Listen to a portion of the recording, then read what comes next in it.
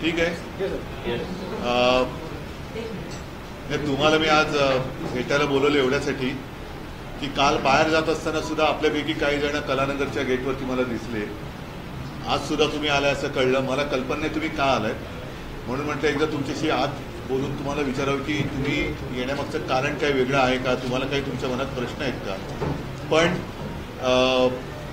तुमच्या मनात काही प्रश्न असतील तर मला जरूर विचारा. पण आपण भेटतोच आहोत तर आज आणखीन एक बातमी लोकसत्तामध्ये आलेली आहे आणि ती नाही म्हटलं तरी जरा आश्चर्यकारक आणि संशय निर्माण करणारी. गेल्या आठवड्यामध्ये मी आपल्या सर्वांशी बोलताना मुंबईचं कसं अडाणी सिटी करण्याचा डाव चाललेला आहे, मुंबई शहराचं, ही माहिती आपल्यासमोर मांडली होती. एक तर धारावीकरांना मी पुन्हा एकदा सांगतो की तुम्हाला आहे तिकडनं आम्ही जाऊ देणार नाही. धारावीकराला धारावीमध्येच घर मिळालं पाहिजे, आमची आग्रहाची मागणी आहे. त्याच्याबद्दल आणखीन डिटेलमध्ये बोलेन.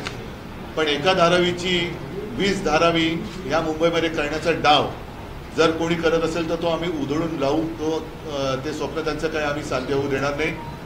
म्हणजे धारावीकरांना उचलायचं, मुरुडला नेऊन टाकायचं, धारावीकरांना उचलायचं, मिठागरात टाकायचं, दहिसर नाक्याला टाकायचं. तर या सगळ्या ज्या गोष्टी आहेत, कुर्ला मदर डेअरीमध्ये टाकायचं. तर या विकासकाच्या आणखीन कुठे जर काही जमिनी असतील तर तिथे त्यांनी त्यावर ट्रान्झिट कॅम्प बांधावे. पण धारावीकरांना घर हे धारावीमध्येच मिळालं पाहिजे, ही आमची आग्रहाची मागणी आहे आणि ती आम्ही लावून धरलेली आहे. त्याच्याप्रमाणेच धारावीचा विकास होईल. अन्यथा धारावीकरांना बेघर करून मुंबईची विल्हेवाट लावून कोणत्या विकासकाचं स्वप्न आम्ही साकार होऊ देणार नाही. आणि त्यालाच धरून मुंबईमध्ये कशी लूटमार सुरू आहे. काल आदित्यने रस्ता घोटाळ्यांचा विषय मांडला, म्हणजे कॉन्ट्रॅक्टर माझा लाडका, ही एक त्यांची नवी योजना आहे. तसंच आज ही बातमी आलेली आहे लुप्त आदेशाचे गौड बंगाल. आजपर्यंत असं कधी झालं असेल असं माझ्या तरी माहितीत नाही आहे की मुंबई बँकेला सहकार भवनासाठी जागा देण्याचा निर्णय संकेतस्थळावरती टाकला गेला आणि काही मिनिटात तो मागे म्हणजे तो तिथला GR हा काढला गेला. मग GR जर मागे घेतला असेल म्हणजे संकेतस्थळावरनं तर तो GR मागे घेतलाय का कोणाच्या लक्षात येऊ नये म्हणून हा गपचूप कारभार केलेला आहे. जसं रात्रीच्या कारभारात त्यांनी रात्रीचा खेळ चाले, रात्रीच्या गाठीभेटी करायच्या, तसा हा काही व्यवहार आहे का. आणि मुळामध्ये हा जो आहे पशुसंवर्धन साठीचा हा आहे ना, हा भूखंड पशुसंवर्धन खात्याचा होता. तो काय म्हणून तुम्ही काढला आणि मुंबई बँकेला काय म्हणून दिला. मुंबई बँकेमध्ये तुमचे जे काय म्हणजे या सरकारात जे बसले त्यांचे चेले चपाटे आहेत म्हणून त्यांच्या घशाचा भूखंड घातलाय का. तर याचं उत्तर हे मुंबईकरांना मिळालं पाहिजे. आणि अशा किती पद्धतीने तुम्ही मुंबईच्या जागा या तुमच्या चमच्यांना देणार आहात. ही मुंबईची जागा आहे. आमचं सरकार 2-3 महिन्यात येईल आणि जर हा निर्णय तोपर्यंत राहिला तर आम्ही हा निर्णय नक्की रद्द करूच. ज्या कामासाठी हे कामं भूखंड आहेत, म्हणजे जसं कुर्ला मदर डेअरी असेल, मुलुंडचा नाका असेल, दहिसरचा नाका असेल, ज्या ज्या कामासाठी ते भूखंड ठेवले असतील त्याच कामासाठी त्याचा वापर होईल. अन्यथा दुसऱ्या कामासाठी आम्ही जर तो करून दिला गेला असेल तर हे सगळे निर्णय आम्ही रद्द केल्याशिवाय राहणार नाही. हे आज ठामपणाने मी मुंबईकरांना सांगतोय. बाकी परवा सुद्धा तुम्हाला काही प्रश्न विचारायचे होते, आज सुद्धा काही असतील. आज मुळामध्ये तुम्ही का आलात ते मला सांगा. काल का आला होता.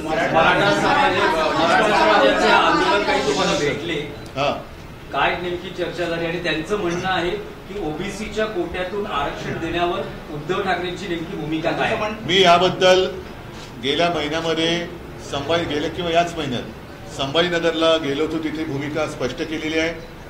मधल्या काळामध्ये सरकारने एक नाटक करण्याचा प्रयत्न केला होता. सर्व राजकीय नेत्यांना बोलवून तुमचं काय म्हणणं आहे. आजपर्यंत आम्ही अनेकदा हे म्हणणं मांडलेलं आहे. ज्या ज्या वेळेला सरकारने असे काही प्रस्ताव विधानसभेत मांडले तेव्हा आम्ही त्याला सर्वांनी पाठिंबा दिलेला आहे. आज सुद्धा माझं म्हणणं तेच आहे की राजकारणाने बोलवण्यापेक्षा सर्व समाजाच्या नेत्यांना बोलवावं, सर्व मान्य तोडगा काढावा. शिवसेनेचा त्याला पाठिंबा आहे. आणि जे आंदोलक आले होते माझी भूमिका काय विचारायला, त्यांना सुद्धा मी हेच सांगितलेलं आहे की तुम्हाला एकमेकात लढवून आपल्या राजकीय पोळ्या भाजण्याचं स्वप्न जे काही लोक बघतायत, मग त्याच्यात भाजपा असेल किंवा अन्य कोणी असेल, हे स्वप्न साकार होऊ देऊ नका. कारण आपण एका आईची लेकरं आहोत, महाराष्ट्राची लेकरं आहोत. समाजामध्ये वितुष्ट जातीपातीत भांडणं लावून महाराष्ट्राची विल्हेवाट हे लावत असतील तर ते कृपा करून त्यांचं स्वप्न हे राज्याला घातक आहे ते यशस्वी होऊ देऊ नका. त्यापेक्षा सर्व समाजातल्या लोकांनी एकत्र या. त्याच्यासाठी शिवसेनेचं जर काही सहभाग पाहिजे असेल, मदत पाहिजे असेल तर आम्ही तो द्यायला तयार आहोत. आणि माझं अजूनही म्हणणं असं आहे की आरक्षणाच्या मर्यादा वाढवण्याचा अधिकार हा राज्याला नाही आहे. जसं बिहारला आरक्षण दिलं होतं ते कोर्टाने उडवलं. मर्यादा वाढवायची असेल तर लोकसभेमध्येच हा प्रश्न सुटू शकतो.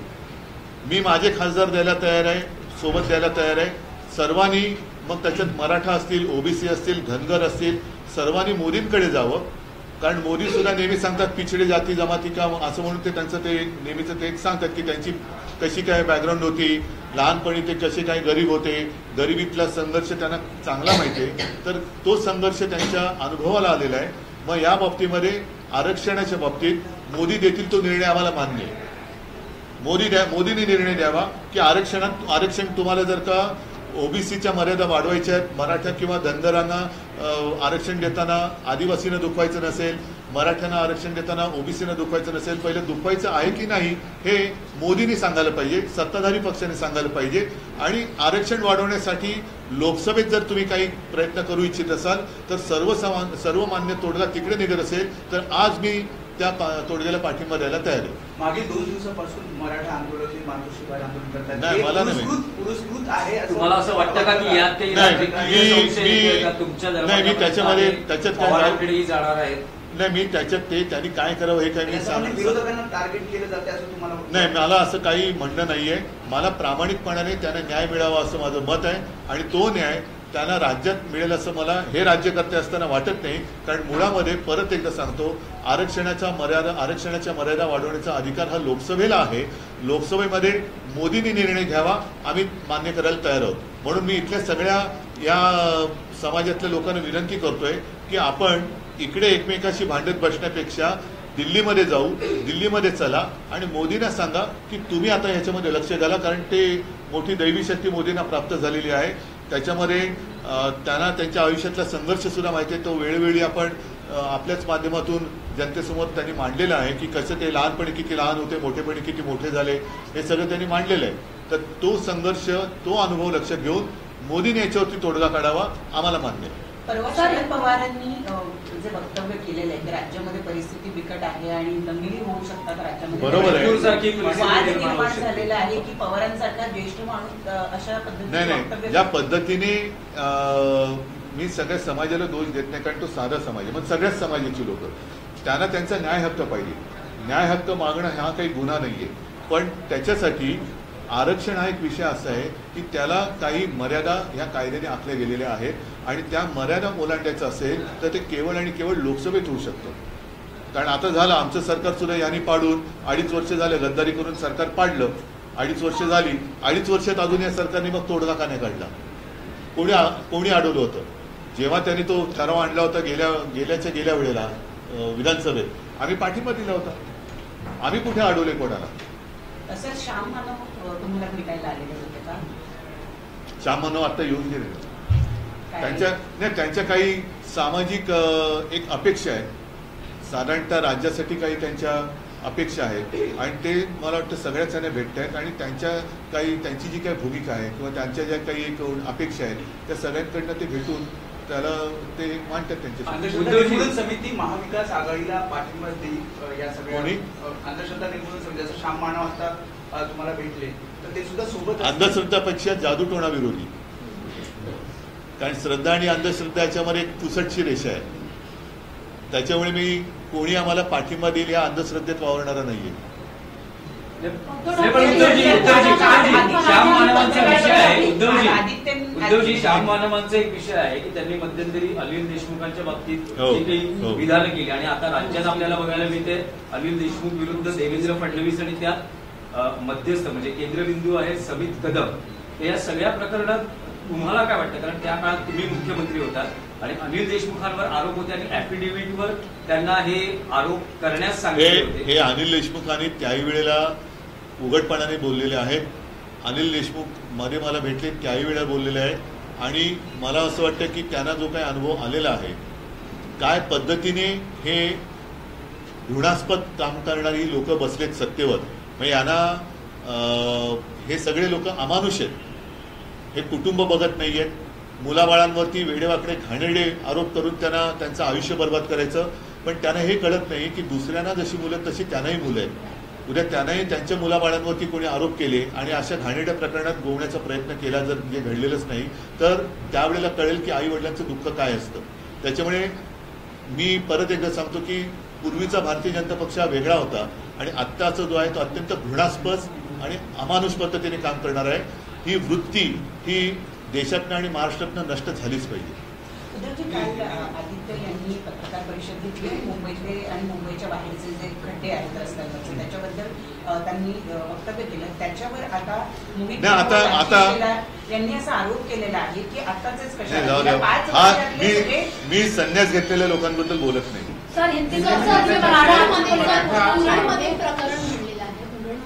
काल अंबादास जाऊन आले तिकडे. अंबादास तिकडे जाऊन भेट देऊन आले. अंबादास आणखीन व्यवस्थितपणे सांगतील कारण हे अशा सगळ्या परिस्थितीमध्ये अशा घटना घडतात ज्याच्याकडे राज्यकर्त्यांचं लक्षच नाहीये. सर, मराठा आरक्षण को लेकर जानना चाहेंगे जिस तरीके से रमेश खेरे पाटिल ने आपसे मुलाकात की है, इस पूरे मुद्दे को आप किस तरीके से देखते हैं? उन्होंने ओबीसी समाज में मतलब ओबीसी आरक्षण में नहीं, मैंने जाहिर भूमिका स्पष्ट की है. पिछले कुछ दिन पहले मैं संभाजीनगर में गया था, तब भी मैंने कहा था. बीच में सरकार ने कोशिश करने की कोशिश की. एक नाटक था वो. सारे जितने नेता हैं, राजनेता राजनीतिक, उनको बुलाकर आपकी क्या राय है, आपकी क्या राय है, ऐसे कई बार हो चुका है. तो इसलिए मैंने कहा कि समाज के जो भी नेता है सारे समाज के नेताओं को बुलाओ और अगर सब लोग मंजूर करते हैं तो शिवसेना भी मंजूर करेगी और नहीं तो फिर मैंने इन लोगों को कहा जो अभी मेरे पास आए थे कि चलो हम सब मिलकर मोदी जी के पास जाते हैं क्योंकि मर्यादा बढ़ाने का काम राज्य में नहीं हो सकता, संसद में हो सकता है. तो संसद में वैसा कुछ प्रस्ताव लाए, हमें मंजूर है, हम उनका समर्थन करेंगे, उसका समर्थन करेंगे. धारावी मुद्दे को लेकर भी आप जानना चाहेंगे कि आपने अभी जस्ट कहा है कि मैंने कई बार कहा है. पिछली बार जब आपसे मुलाकात हुई थी सब मीडिया के साथ तब मैंने सिर्फ धारावी का मुद्दा लिया था. धारावी के लोग जहाँ पर रह रहे हैं वहाँ से हम उनको हटाने नहीं देंगे. अगर कोई कोशिश करे कि वहाँ से उनको भगाकर वहाँ अपने टावर्स खड़े करें तो संभव नहीं, असंभव है. और धारावी के लोगों को मुंबई की जहाँ जगह है जैसे मुलुंड की जगह है, दहिसर का है, कुर्ला मदर डेयरी है, वहाँ पर हम उनको जाने नहीं देंगे. सर, सूबे के मौजूदा मुख्यमंत्री कहानियां बताते हैं कि कैसे वो अमित शाह से छुप कर मिलने जाते हैं. आज संजय राउत जी ने कहा है कि सिक्योरिटी का मामला गंभीर है. क्या ऐसी कोई व्यक्ति अपना नाम बदलकर या टोपी खुद को नहीं, हाँ नहीं, जो सिस्टम है हमारी सुरक्षा व्यवस्था उसको टोपी लगा सकता है क्या कोई? म्हणजे ही फार भयानक गोष्ट या त्यांच्या गमतीमध्ये त्यांनी बाहेर काढलेली की आपल्या एअरपोर्टची सुरक्षा किती बोगस आहे. तुम्ही साध्या माणसांना छळता पण राज्याचा उपमुख्यमंत्री किंवा राज्याचा तत्कालीन विरोधी पक्षनेता जर वेषांतर करून देशाच्या गृहमंत्र्यांना भेटत असेल तर गृहमंत्र्यांना सुद्धा हे मान्य आहे का? ज्यांच्याकडे देशाच्या सुरक्षेचा प्रश्न आहे किंवा विभाग आहे त्या देशाच्या गृहमंत्र्यांना देशातल्या एका शासकीय यंत्रणेतला महत्त्वाचा माणूस वेषांतर करून वेगळ्या नावाने आपल्याला भेटायला येतोय, सुरक्षा यंत्रणेला चकवा देऊन येतोय. असा गृहमंत्री हा माझं म्हणणं आहे की जागेवर राहताच कामा नये. की जो सरकार पाडण्यासाठी, पक्ष फोडण्यासाठी सुरक्षा व्यवस्थेशी खेळ करतोय हा गृहमंत्री जागेवर राहता कामा नये. या गृहमंत्र्यांनी राजीनामा दिला पाहिजे. जो संपूर्ण आपले अधिकार स्वतःच्या पक्षाच्या हितासाठी वापरतोय हा गृहमंत्री देशाचा गृहमंत्री म्हणून राहायला लायक नाही. अभी सारी बातें मैंने कह दी है. सर, मुंबई गोवा हाईवे का जो विषय है काफी करोड़ स्पेंड कर दिए गए हैं. नाही, आपण एक काम करा, नवीन एक पुरस्कार जाहीर करा की ही कंत्राट आणि ज्यांनी हमी दिली होती. नाही, पहिले मराठी मी बोलतो ना. ज्यांनी आधी छाती ठोकपणाने सांगितलं की 200 वर्ष खड्डे पडणार नाही तर त्याला एक असतं ना युग पुरुष, तसं एक नवीन पुरस्कार करा खड्डा पुरुष. आणि खड्डा पुरुष म्हणून ज्यांनी हे हमी दिली होती कि 200 साल कुछ होगा नहीं, गड्ढे नहीं होंगे, तो अभी हिंदी में कैसे खड्डा पुरुष को क्या कहेंगे? गड्ढा पुरुष. डंडा नहीं है, गड्ढा बोल रहा हूँ. हाँ, तो ऐसा एक पुरस्कार डिक्लेयर करो आप. सर, पिछले कुछ दिनों में रेल घटनाएं बहुत हुई हैं. आज फिर मुंबई हावड़ा रेल घटना हुई है. जिस तरह से हो रहा है और अश्विनी वैष्णव उन्हें इस वक्त प्रभारी बनाया गया है चुनाव। नहीं, कल जिस तरीके से राहुल गांधी जी भाषण देते वक्त अपने अर्थमंत्री जी मजा ले रहे थे, हंस रही थी, ये कोई मंत्री क्या मंत्री बनाने के लायक है? कोई भी नहीं है। जैसे मैंने बात कही कि गृह मंत्री लायक नहीं है, अर्थमंत्री भी हंस रही है, वैसे ही रेलवे मंत्री क्या कर रहे हैं? अपना काम छोड़कर सभी काम कर रहे हैं। पण सर, रेल्वे मंत्री लक्ष देत नाही आहे, कारण की लगातार हे 3 महिन्यात हा मोठा अपघात आहे आणि रेल्वे मंत्र्यांना जबाबदारी दिली आहे पक्ष विस्ताराची। वही तो मैं बोल रहा हूँ ना, डबल इंजन ट्रिपल इंजन सरकार की बात चल रही है, लेकिन इंजन पटरी से उतर रहा है, रेल गाड़ियां उतर रही है, उनके एक्सीडेंट बढ़ते जा रहे हैं। तो ये सब नाकामयाब मंत्री है, इनको इस्तीफा देना चाहिए। सर, वायनाड में लँडस्लाइड, ठीक है, अभी सारी बातें एक साथ नहीं करेंगे। आमदारांच्या अपात्रतेचं येत्या 5-10 वर्षात निकाल लागेल असं मला कळलेलं आहे, बघू, आशा करतो अशी 5-10 वर्षात तरी निकाल लागेल। चला, धन्यवाद। जय महाराज।